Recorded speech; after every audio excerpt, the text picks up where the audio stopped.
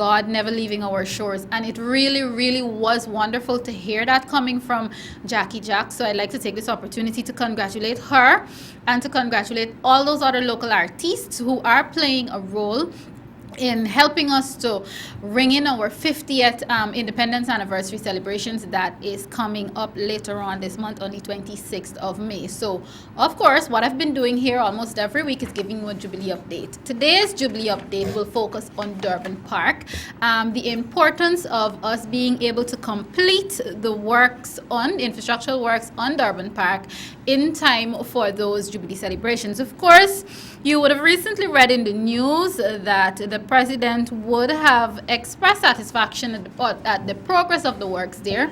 He has also now given the Ministry of Public Infrastructure a mandate to ensure that those works are completed on time. The president had also explained that the government, we are now in a position to take the project over fully and not only to leave it in the hands of private sectors and so on as we did previously, because we now have a budget for that. So as you know, works are ongoing on Durban Park. And to tell you much more about that, we saw her several days ago touring Durban Park with the President, His Excellency, and of course she was also with the Minister of Public Infrastructure, Mr. David Patterson. But it's my pleasure to have today and to welcome back to this program the Minister within the Ministry of Public Infrastructure, Ms. Annette Ferguson. Annette, welcome to Facing the Nation today. Thank you very much, Malika, and for those of you wonderful viewers there in TV land, a pleasant cold Friday afternoon to you all. Yes, cold indeed. And on that note, I'd like to take this opportunity to urge road users, be very, very careful. Only last night we had, unfortunately, another fatal crash. A young woman lost her life as a result of speeding. We always tell you that when it rains, visibility is much more difficult. And of course, the roads are wet. Some of us, we drive these vehicles and we're not sure what state our tires are in. So please be very, very extra careful at this time, because it seems as though even though we have a few hours left before we greet the month of May, it seems as though the May-June rainy season has begun. So be very careful on our roads.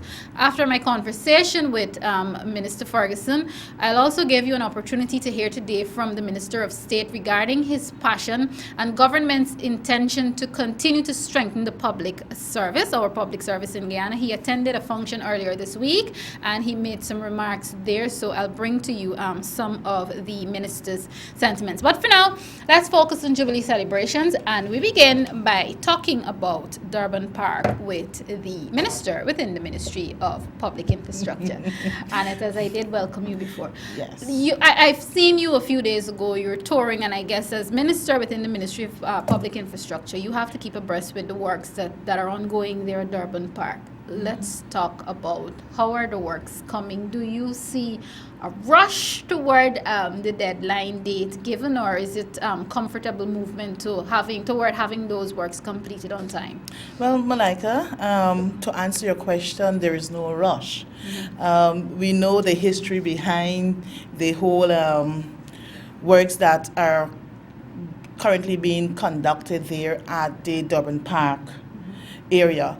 But from the 21st of this month, April, we, the Ministry of Public Infrastructure, we took full responsibility of some of the infrastructural works that are to be completed before the 26th of May, 2016.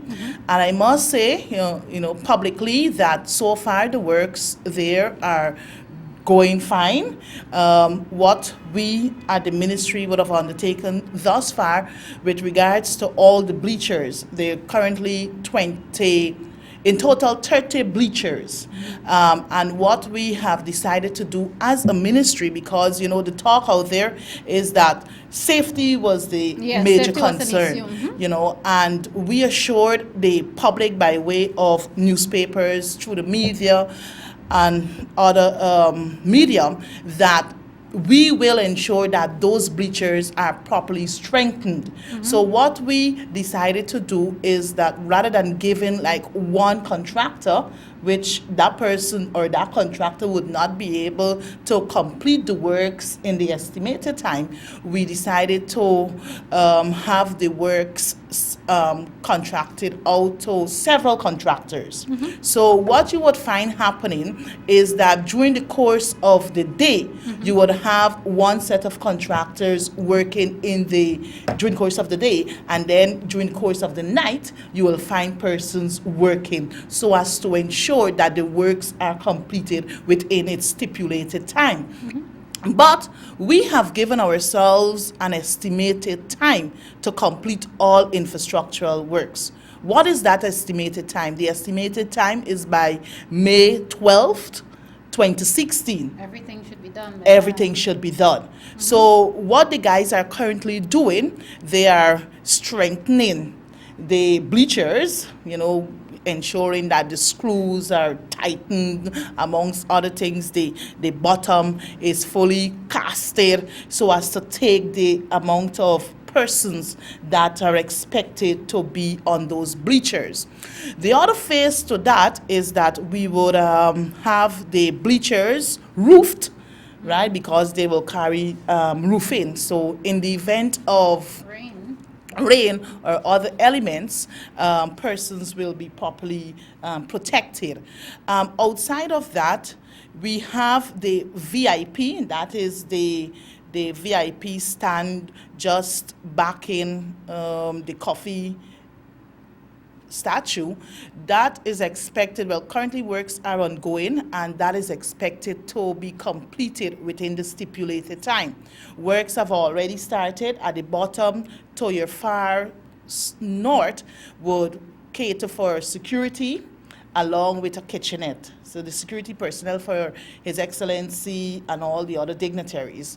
The portion to the far south will take in media personnel, both internationally and locally. At the top of that VIP stand, we will have a prefab shed. So the contractor is currently working on that, so it's just a matter of him coming and install right on site. The flooring will be made out of plywood, so to speak, and then carpeted. Let me ask you this: are these works very different to what would have taken place before? And the reason I'm asking, there was a documentary, unfortunately, lambasting government and His Excellency and so on for what the person who did the documentary called Substandard works, and they were showing you that there were wood splitting and all sorts of deficiencies. You did mention the element of ensuring safety for the workers and so on. What is happening now? Is it different compared to what has happened before, or is it somewhat of a continuation? It's somewhat of I wouldn't say a continuation to be accurate here. But let me just back up a bit. What you find happening, or what we found rather, is that the materials that were used, perhaps they weren't properly cured, they weren't properly cured. So as the materials shrink, you would get, a kind of split here and a split there. But that is not an issue at this moment, because the contractors who are currently doing the works, they have ensured that those defective areas are properly taken care of. So corrective actions are being taken to address that. All right, let's talk about the role of the GDF. What's the role of the GDF in ensuring that this park is completed by the 12th of May? Well, the role of the GDF is just basically to give us support and to ensure that all, in terms of security, I think, measures are in place. I think because we had an event there yesterday, the military awards, right? Yes. So what we did get support from the GDF to ensure that all was in place to facilitate yesterday's activity. So basically, that's the reason for them being there. Yes, and we can't go anywhere without security. Viewers, if you're now tuning in, this is Facing the Nation. Today, I am chatting with the minister within the Ministry of Public Infrastructure, Ms. Annette Ferguson, and she's basically giving you an update on what's happening with Durban Park as we prepare to celebrate our 50th Independence Anniversary come the 26th of May. Of course, as you know, I've promised you that every week we'll have a Jubilee update. So today's Jubilee update is coming to you from the Ministry of Public Infrastructure. Let's talk some more. let's fast forward a bit, if we can, if you're in a position to do so. What happens to Durban Park after our Jubilee celebrations in terms of infrastructure? I heard that there should be some sort of movement in terms of the stand. Can you, at this point, reveal that? Yes, that is what I was told, that the bleachers there, the wooden structures, sometime later down after the Jubilee activities, those structures will be taken into the 10 administrative regions. So if you have like 30 bleachers, each region would be able to benefit from 3. So what you will find happening is that in most of these, or in all the regions, you have like playgrounds. And if you drive this country, you go around the city, you would recognize that most of our playgrounds, they don't have proper seating accommodation. So those bleachers will be taken to the various regions and installed in those playgrounds or play areas. All right. Okay. Let's move on a bit. Go ahead, Annette. No, because I was just, Malika, we have to dispel this whole notion about, the bleachers are not safe and all manner of things, right? I just want to let the viewers know, or to remind them, that it was those very bleachers that were used for the February 23rd when we had the flag raising ceremony, and you had no issue with people being affected by some way or the other. But I know with the 50th celebration, we were expecting a lot of persons, both locally and foreign, to come in to be a part of the celebration. So hence the reason for us ensuring that safety is paramount. That is why the ministry would have embarked to ensure that each bleacher is properly checked. So you would have read in the newsprint that areas that had some concerns, they were actually sprayed with some kind of spray, right? So that the contractors now would have had to go back and had them corrected. So all of that is being taken care of. So I just want to make this appeal to viewers out there. Don't be fooled by what you're reading, what you're hearing, but all measures are in place to ensure we have a safe and sound seating accommodation there at the Jubilee Park. And I'm assuming that the May 12 deadline is, and of course that's a little way from the major activity, which would be on the 26th. And I'm assuming that gives room for the checks and everything. So yourself and the Minister of Public Infrastructure, and of course relevant personnel, would be the ones doing the inspections after that. Exactly. And I must say, every day actually I'm out there, since we would have taken full responsibility to ensure that all infrastructural works are completed. Every day I'm out there to ensure that things are going as per planned. Okay. All right. Great. Now let's talk. We're closely also moving to the 11th of May. That means we're closely approaching the APNU AFC's 1 year in office. Before I even talk about major projects from the Ministry of Public Infrastructure, let's talk about that 1 year. Do you feel that the Ministry of Public Infrastructure would have been able to achieve what it would have set out to achieve in 1 year?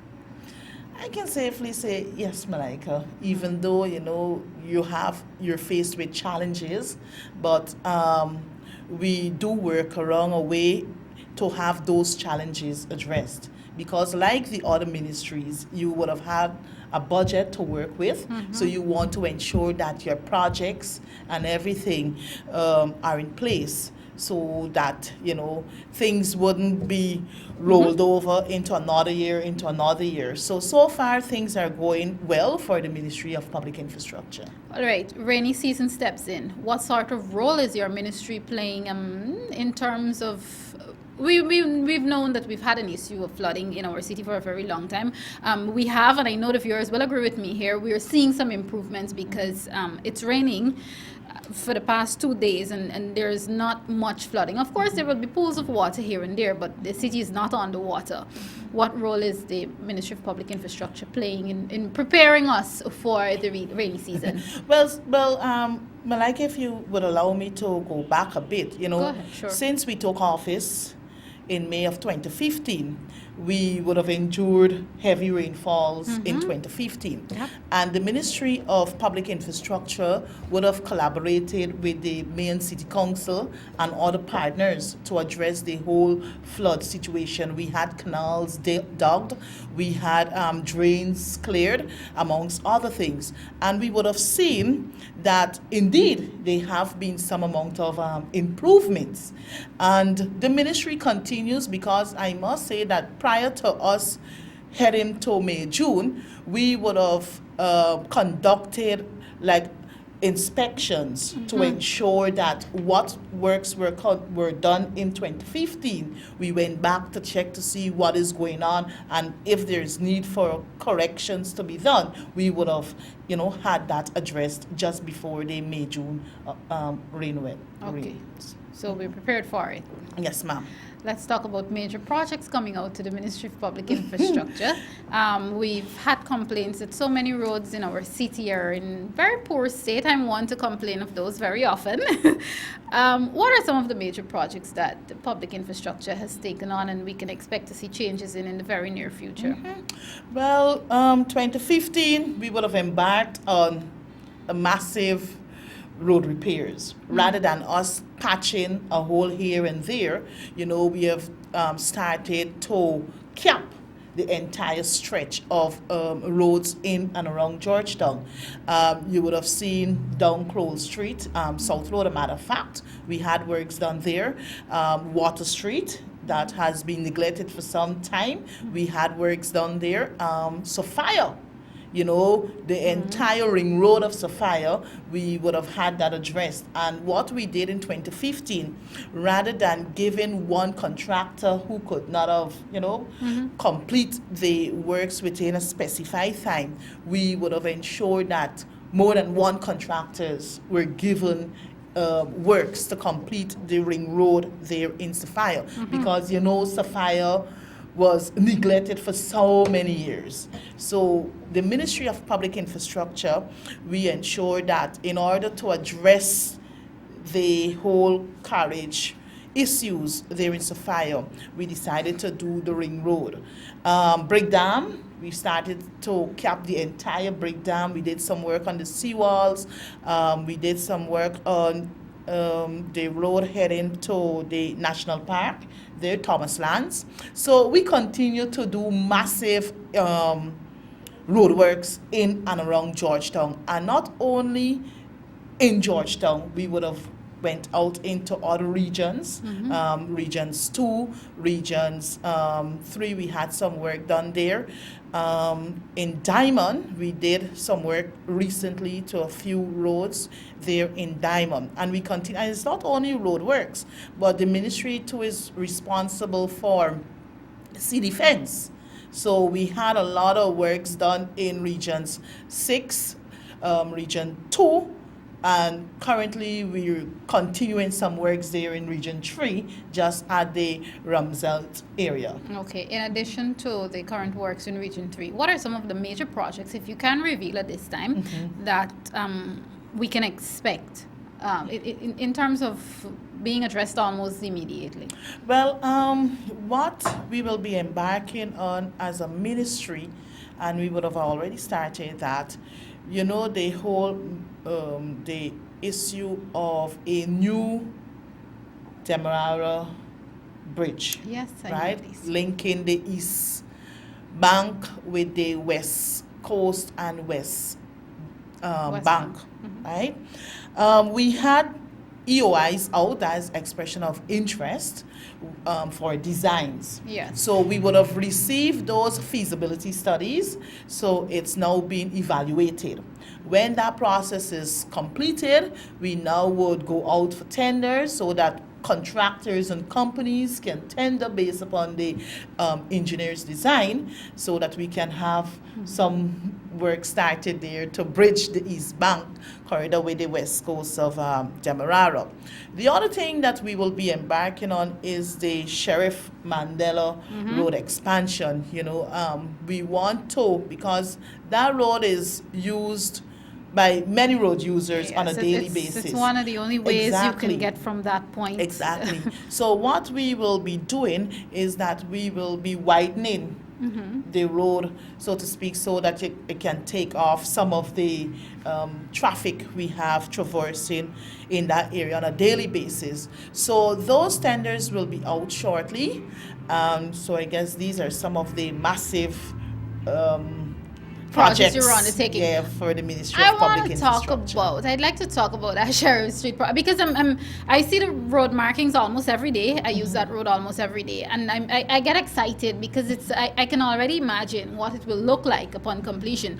How soon do you expect because you did say the tenders will be out soon. Yes. But how soon do you expect works to begin on those roads? Well, the process takes a little while, So I guess perhaps after probably half of the year, In the later half of the year, we would see some works. What that also does, of course, because I know I have to begin to wrap up my discussion with you very soon, but what that also raises is this issue of contractors and how contracts are awarded and who is involved and who gets what, because contractors constantly complain, where are the tenders, where are the ads, why isn't everybody getting a piece of this big pie? Because they've become accustomed to in the past that only a chosen few will get certain works and so on.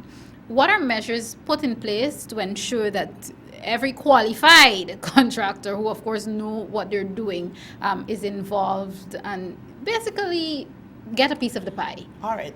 Basically, Malika, I just want to make it clear, as ministers, we don't get involved in the whole process of tenders, right?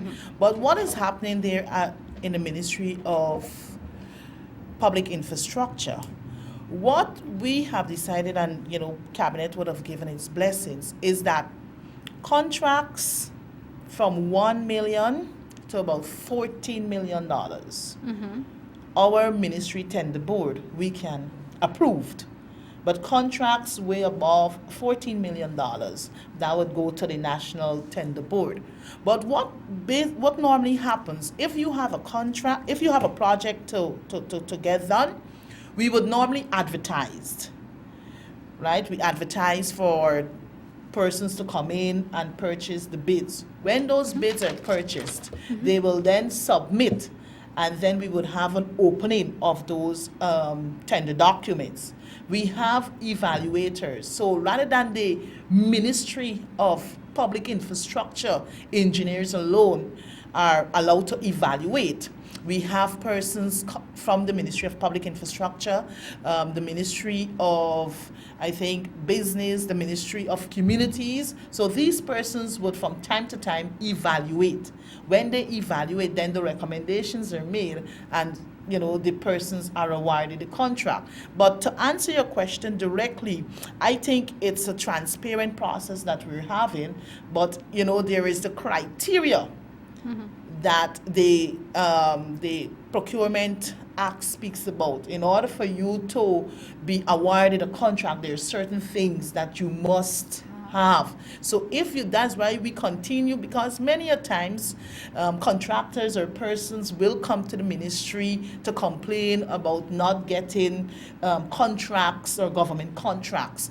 And you would say to them, well, look, you would ask them whether they have a business company, whether they have their NIS compliance and their GRA compliance. So if they don't have those things, we would explain to them that, well, look, that is where you have to begin. And once you have those things in place, then there's no hard and fast rule whereby you shouldn't apply for a contract. So I think the process is a transparent one. Okay, all right, great.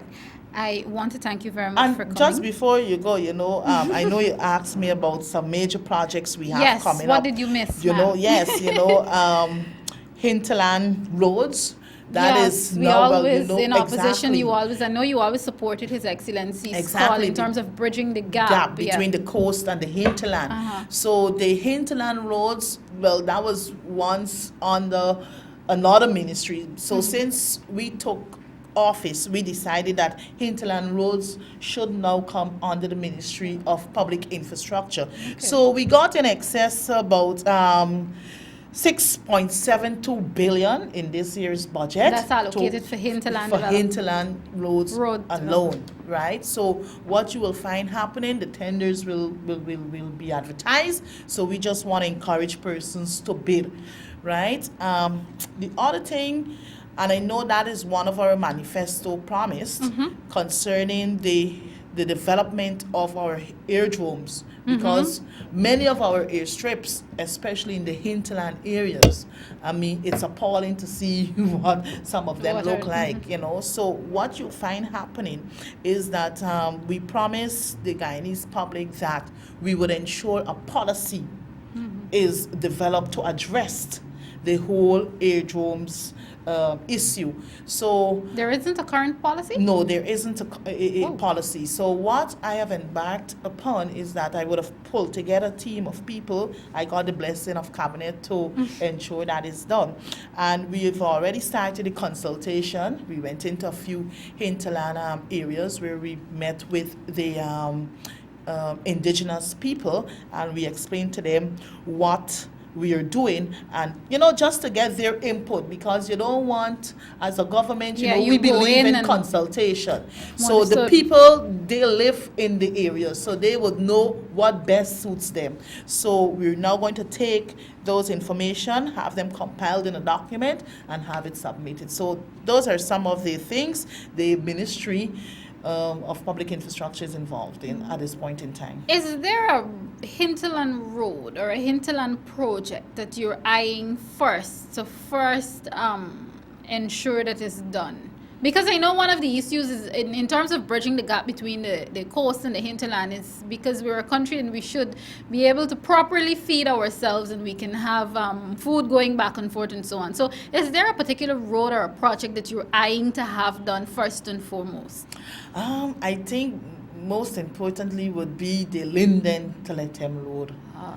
That would be the big one, the Linden to Letem Road. So indeed we would like to have some focus there, right? Outside of that, Malika, if you would allow me. Yes, I'm allowing you. The Ministry of Public Infrastructure, we have responsibility for river transport. So many of our vessels, these are very old-aged vessels. Some of these vessels, I think about 4 of them, will be docked this year for rehabilitative works. We would have already docked a few. Kimbia is currently in docked. Lady North Court was in docked and came out of dock, so that's back in operation. We have Mokora that is currently being tendered for. Well, outside of the vessels, the Ministry of Public Infrastructure will be embarking on the maintenance of our stellings. And you know that Bartica will become a tongue shortly. And, we want to make Bartica green. Right, green Bartica. So some amount of monies, if my memory serves me accurately, might be 1-point-something million, I think it is, has been allocated for the rehabilitation of the Bartica stelling.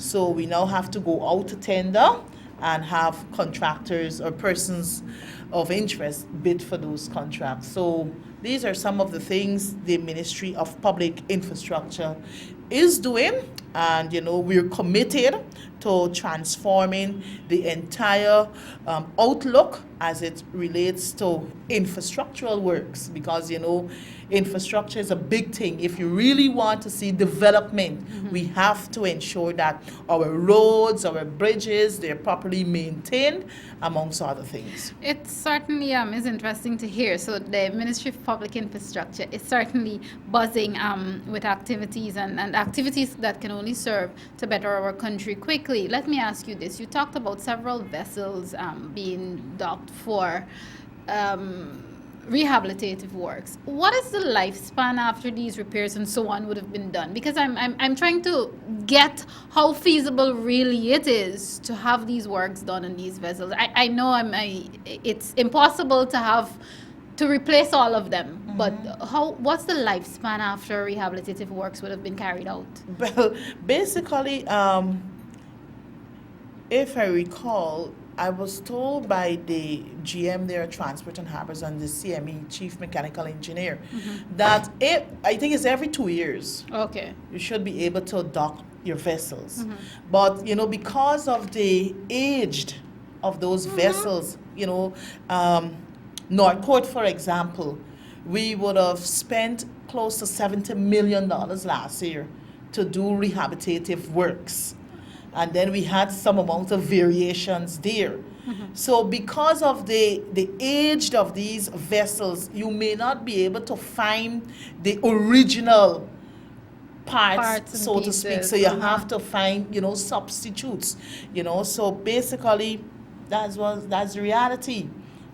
That's the reality. But I know for a fact that the government, we are embarking to ensure that a new vessel, right? I think we should be getting, there's a line of credit from India to procure a new vessel. So one of our technical officer out at Maritime, he is currently engaged in coming up with a new concept for one of these vessels, I think that will ply the region number 1. Okay. Yeah. So because Lady Northcourt and Kimbia, MV Kimbia, they normally ply the region 1 route.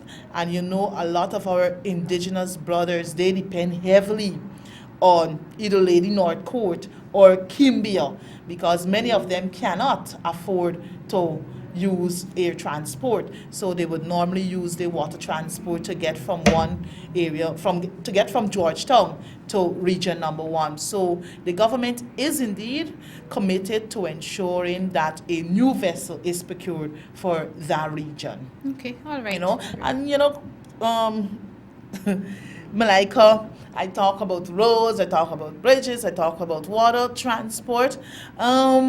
I guess you would have seen in and around Georgetown, we have a number of street lights would have been installed. That is, the Ministry of Public Infrastructure. I mean, yes, even though the city belongs to the main city council, but we from time to time would give support to the main city council to get a few areas lit, because when you drive the streets in and around Georgetown, sometimes it is in darkness, and it causes a lot of accidents. Because you don't know an animal is there until you're right on the animal. So the Ministry of Public Infrastructure, we continue to ensure that our highway areas are properly illuminated, and not only our highways, but also in and around Georgetown, we continue to give support to the mayor and city council. Well, thank you very much. It's been a mouthful and an earful. Viewers, I told you she was here to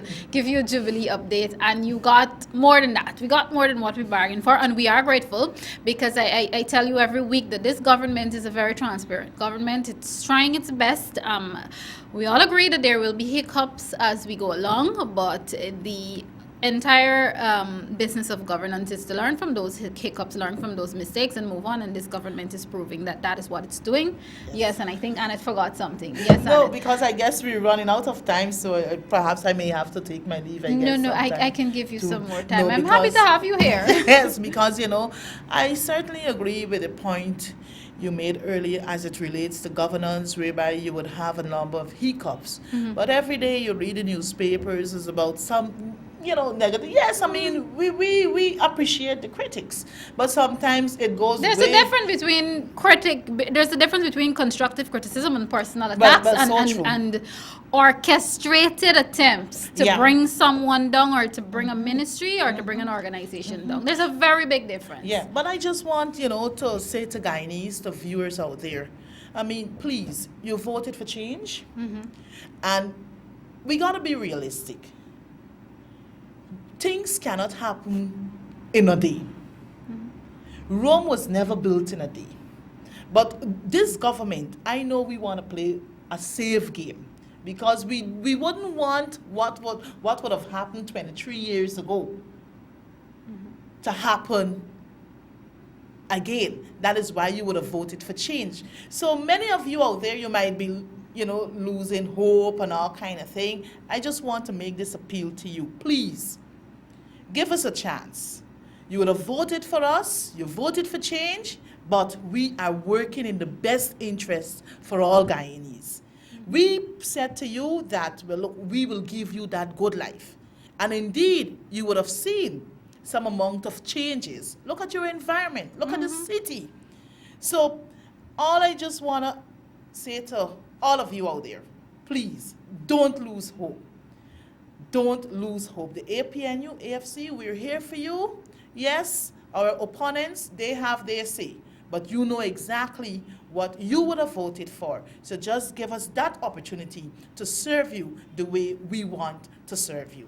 Well said, and I can't say anything else after that. What I will do now, I did promise you earlier that you would hear some sentiments from the Minister of State, Joseph Harmon, earlier this week. What I did not mention earlier was that this week is also Administrative Professionals Week. And the sentiments from the Minister of State came against that backdrop, and he is reminding you that the government of Guyana is committed to strengthening the public sector and ensuring that our public servants function as professionals should do. So we will show you some of those sentiments, bring to you some of those sentiments at this point from the Minister of State. By the time I come back, it will be time to deal with housekeeping matters and then wrap up today's program. This is Facing the Nation. Stay tuned.